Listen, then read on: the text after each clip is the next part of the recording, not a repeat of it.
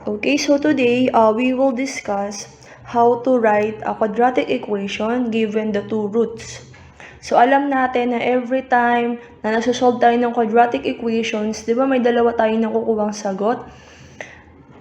'Di ba yun yung x sub 1 and then our x sub 2. Which is for us to solve for the roots of quadratic equations, 'di ba gumagamit tayo ng completing the square, extracting the square root, factoring, and quadratic formula. So ngayon, given yung dalawang roots, yung dalawang sagot, so ang gagawin natin dito ngayon, hahanapin natin yung quadratic equations given these two roots. Okay, so paano natin gagawin? Babalik na rin natin yung process. So, paano yon? So, first, mag-focus muna tayo sa 3. So, write x is equal to 3. Pag nilipat natin si positive 3 sa kabila, siya ay magiging negative 3, then equals 0. So, ito, kukunin natin yung factored form, which is x minus 3. Kinopya ko lang to. Okay, and then, nilagyan ko siya ng open and close parenthesis. Next naman, dito naman tayo sa kabila. So, we have x equals 2. Si positive 2, pag nilipat natin siya sa loob, magiging x minus 2 equals 0. Mababaliktad yung sign niya, di ba? And then, copy this one. We have x minus 2. Para makuha natin yung quadratic equation, we will use FOIL method. Okay, so paano ba nagfo-FOIL? We have, mag-focus muna tayo sa x. So, x times x, the answer is x squared. Next, x times negative 2, the answer is negative 2x. Ngayon, sa baba naman tayo sa pangalawang terms.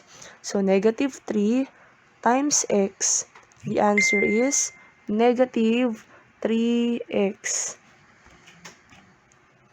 Then, negative 3 times negative 2, the answer is positive 6.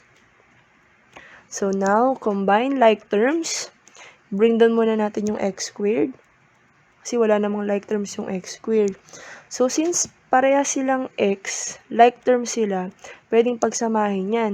So, negative 2 minus 3 or negative 2x minus 3x, the answer is negative 5x. So, just copy the literal coefficient, yung pinagkaparehas. Then, plus 6, bring down lang natin, then equals 0. Ito na yung final answer. So, kapag kinuha natin yung roots ng quadratic equation na to, ang makukuha natin ay 3 and 2. For our example number 2, we have the roots negative 5 and negative 1. So, we will find the quadratic equations given these two roots. So, paano nga ulit yon? Focus muna tayo sa negative 5. So, x equals negative 5. Pag nilipat natin si negative 5, pag tinranspose natin, magiging positive 5 na siya. Then, we write equals 0. So, now, pwede na nating isulat yung factored form niya, which is x plus 5. Okay? So, paano naman dito sa negative 1? We have x equals negative 1. Pag nilipat natin si negative 1 sa kabila, siya ay magiging positive 1. Then, right equals 0. So, ngayon, pwede na tayong mag-factored form. Ikakopy nyo lang yung nakasulat dito, which is x plus 1. Para makuha natin yung quadratic equation, kailangan natin gumamit ng FOIL method. So, paano mo magwa-FOIL method? We have x times x. The answer is x squared. Okay? Next, we have x times positive 1.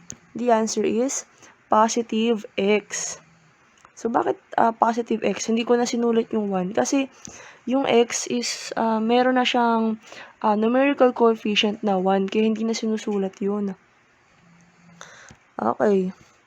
Sa kabila naman tayo. Sa middle term. So, 5 times x, positive 5 times x is positive 5x. Then, for our last term, we have positive 5 times positive 1 is positive 5. Tandaan nyo nagmumultiply tayo, hindi nag-a-add. 5 times 1, positive 5. So, now, combine like terms. So, bring down x squared. Okay, so like terms sila kasi para sila x. So, x plus 5x, the answer is positive 6x. So, baka nagtataka kayo kung saan ko nakuha yung 6. Diba may 1 to na numerical coefficient? So, 1 plus 5, 6. Then, copy the literal coefficient x. Bring down positive 5. Then, write equals 0. So, huwag nyo kakalimutan yung equal 0. And this is our quadratic equation for the second example. For our third example, so given the roots, 1/4 and negative 1/4. So, kailangan nating hanapin yung quadratic equation na may roots na ganito. So, paano natin gagawin? The same thing lang din yung gagawin natin katulad ng ginawa natin kanina. So, write x equals 1/4. Ngayon, bago natin ilipat si 1/4, kailangan muna nating tanggalin yung denominator na 4. Para mawala siya, kailangan natin siyang i-multiply sa x. Okay, so x times 4, the answer is 4x equals 1. Okay, nawala na yung denominator kasi tinimes mo na siya dito. 4 times x, 4x, then equals 1.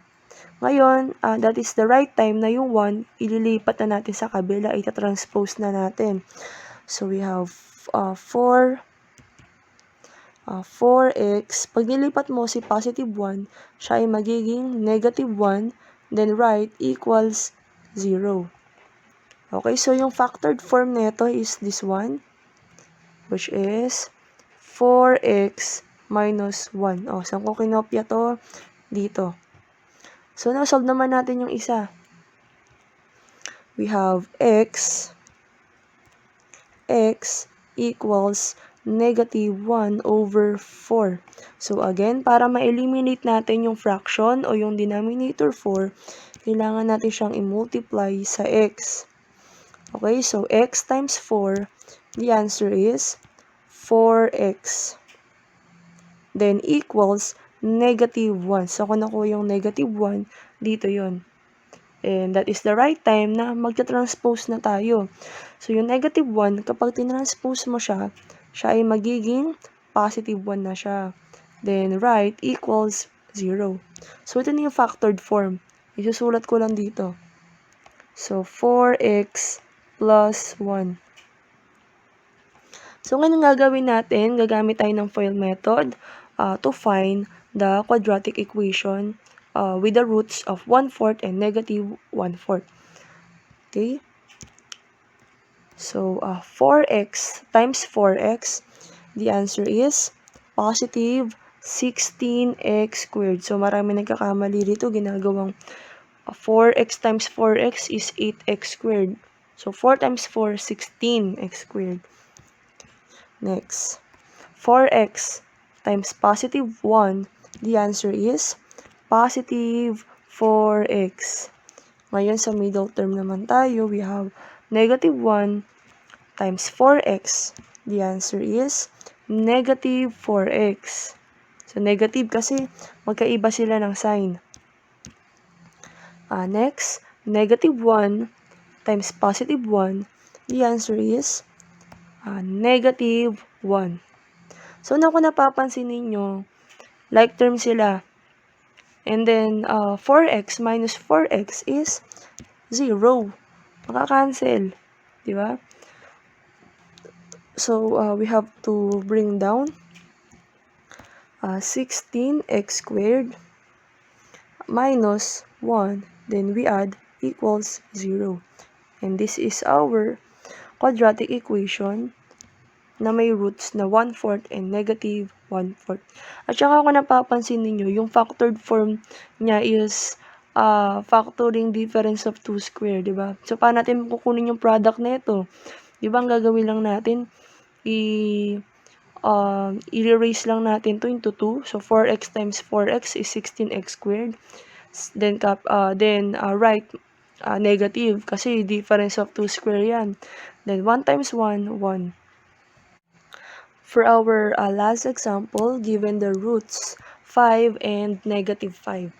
So now, we will find the equations having these roots. So paano yun? Focus muna tayo sa positive 5. So we have x equals positive 5. Pag nilipat natin si positive 5, siya ay magiging negative 5. Then right equals 0. So yung factored form nito ay x minus 5. Okay, so para naman dito sa isa pang roots, we have x equals negative 5. Pag nilipat mo si negative 5 sa kabila, siya ay magiging positive 5. Then right equals 0. So, yung factored form niya is x plus 5. Okay. Kung napapansin ninyo, factoring difference of 2 square yung format niya, diba? And it is easier for us to get the product kapag ganito yung format. All you have to do is to multiply the first term twice. So, x times x squared. Then, write negative sign kasi difference of 2 square eh. 5 times 5, 25. And that is the answer for this. Pero kung gusto mo mag-FOIL method, okay lang din. X times x squared. Okay? Next. X times positive 5. Answer is positive 5x. Negative 5 times x. We have negative 5x. Next, for the last term, negative 5 times positive 5, the answer is negative 25. So, kung napapansin ninyo, makakancel itong dalawa kasi 5 minus 5 is 0. So, makakancel. O, ano na lang nga naiwan? We have x squared minus 25. Then, we write equals 0. Diba?